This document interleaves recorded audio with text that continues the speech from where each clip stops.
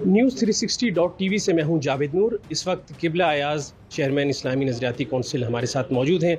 आज इस्लामी नज़रियाती कौंसिल का अहम इजलास हुआ और उसमें मुख्तलिफ सिफारिशात पे गौर किया गया है। इस बारे में तफसीलात जानते हैं किबला अयाज साहब से। किबला साहब, आपने हमें वक्त दिया, बहुत शुक्रिया। सबसे पहले ये जानना चाहूँगा कि आपने कहा है कि CPEC के हवाले से फ़िरका वाराना साजिश जो है की जा रही थी और उसे नाकाम बनाया गया, तो इस बारे में अब क्या तफसीलात?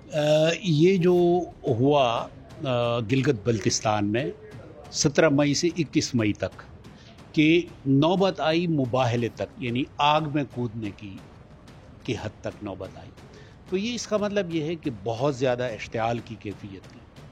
अब गिलगित बल्तिस्तान बहुत हसास इलाका है, हम इसको CPEC का पहला पड़ाव करार देते हैं।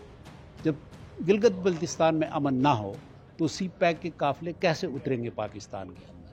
तो इसलिए मैं समझता हूँ कि गिलगित बल्तिस्तान में बदअमनी पैदा करके ये किसी दुश्मन ही की कोशिश हो सकती है।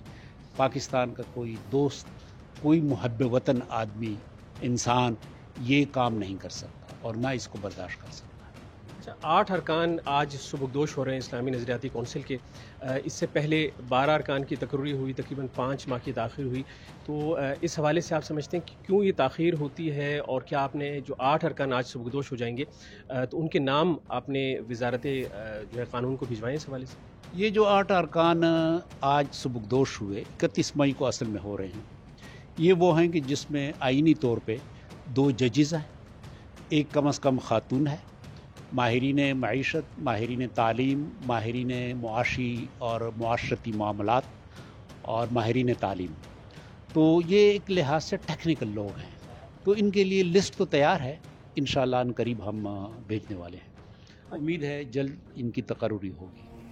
अच्छा, ये भी फरमाइएगा कि जिस तरह से इस्लामी नज़रियाती कौंसिल मुख्तलिफ़ सिफारिशात जो है वो बाकायदगी से मुरतब कर रहे हैं, तो सिफारिशात अब तक कितनी मुरतब हुई और आखिरी मरतबा उन सिफारिशात पर पार्लियामेंट में कब गौर किया? जी, 2 इसमें काम हैं। एक तो हमारी उमूमी सिफारिशात हैं, वो बहुत ज़्यादा हैं, इसमें कोई शक नहीं, उनकी इतनी पजीराई नहीं हुई, इसका हमें एतराफ़ है। एक हमारा दूसरा जो किरदार है वो ये है कि हम स्टैंडिंग कमेटीज़, यानी जो कायमा कमेटीज़ हैं, पार्लियामेंट, सेनेट, कौमी असम्बली, सूबाई असम्बली, जहाँ भी शरई मामला हो, जहाँ भी मजहबी मामला हो, तो उसमें इस्लामी नज़रियाती कौंसिल को ऑन बोर्ड दिया जाता है।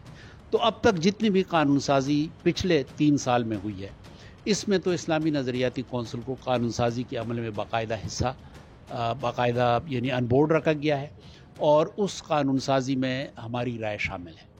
तो ये तो एक किरदार है कि जिसको मीडिया में ज़्यादा ये ज़ाहिर नहीं हुआ, लेकिन हम इसको एक कौंसिल का किरदार करार दे सकते हैं कि इस सिलसिले में कानून साजी के अमल से हम मुतमईन हैं। इसके अलावा टेलीविज़न प्रोग्रामों में मुतनाज़ा गुफ्तगू से मुताल्लिक़ उसके बारे में हमने पेमरा को ये कहा, और पेमरा ऑलरेडी इस हवाले से एक ख़त भी चैनल्स को पेमरा ने लिखा है, उसकी तायीद की गई, उसकी तहसीन की गई।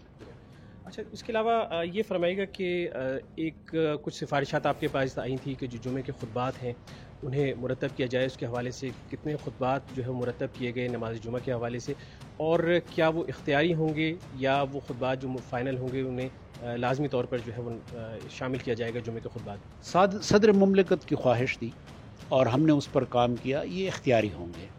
और ये मौज़ूआत जो हैं इस हवाले से हैं कि मुआशरती तामुल बेहतर हो, पड़ोसियों के दरमियान ताल्लुकात, घर के अंदर अफराद के ताल्लुकात, मियाँ बीवी के ताल्लुकात, गांव के अंदर जो रहने वाले लोग हैं, महल्ले के अंदर रहने वाले लोग हैं, किस तरीके से नौजवानों की बेहतर तरबियत हो, शहरी की ज़िम्मेदारी क्या है, रियाया हुक्मरान की ज़िम्मेदारी क्या है। तो इस किस्म के मौज़ूआत हैं, तकरीबन 100 मौज़ूआत हमने तैयार किए हैं।